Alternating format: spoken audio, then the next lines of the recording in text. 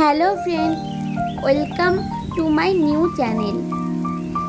আমার চ্যানেলের নাম কৃষ্ণা কিচেন।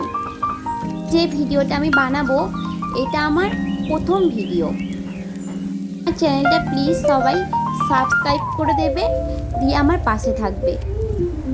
আমার ভিডিওটা লাইক, কমেন্ট ও শেয়ার করতে ভুলবে না। আজকে আমি তোমাদেরকে সাবু মাখা বানিয়ে দেখাবো। আমার এই সাবু মাখা রেসিপিটা বানানোর জন্য আমি 200 গ্রামের মতো সাবু 2 ঘন্টা আগে ভালো করে ধুয়ে ভিজিয়ে রেখেছিলাম।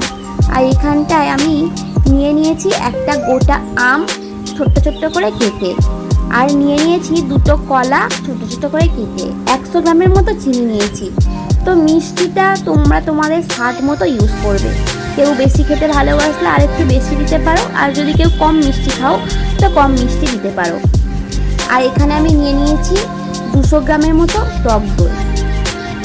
তোমরা চাইলে মিষ্টি দইও ইউজ করতে পারো। আমার বাড়িতে টক দই ছিল তাই আমি টক দই নিয়েছি।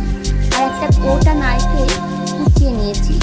নারকেলটা তোমরা চাইলে দিতে পারো, নাও দিতে পারো, কিন্তু নারকেলটা দিলে টেস্টটা আরও অনেক বেশি হয়।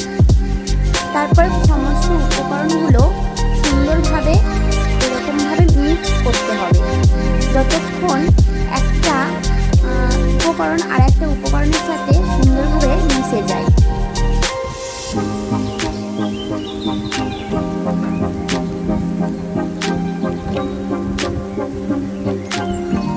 তো এটা আমি যখন মাখাচ্ছিলাম দেখলাম অনেক অতটা পাতলা হয়, এটা একটু পাতলা হলে খেতে ভালো লাগে। তাই আমি কিছুটা গরম করে রাখা দুধ এর সাথে মিক্স করে নিলাম, আর ওপর থেকে কিছু গন্ধরাজ লেবুর পাতা দিয়ে গার্নিশিং করে নিলাম।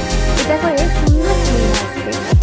তারপর আমি 1 ঘন্টার জন্য এটা ফ্রিজের মধ্যে রেখে দিয়েছিলাম।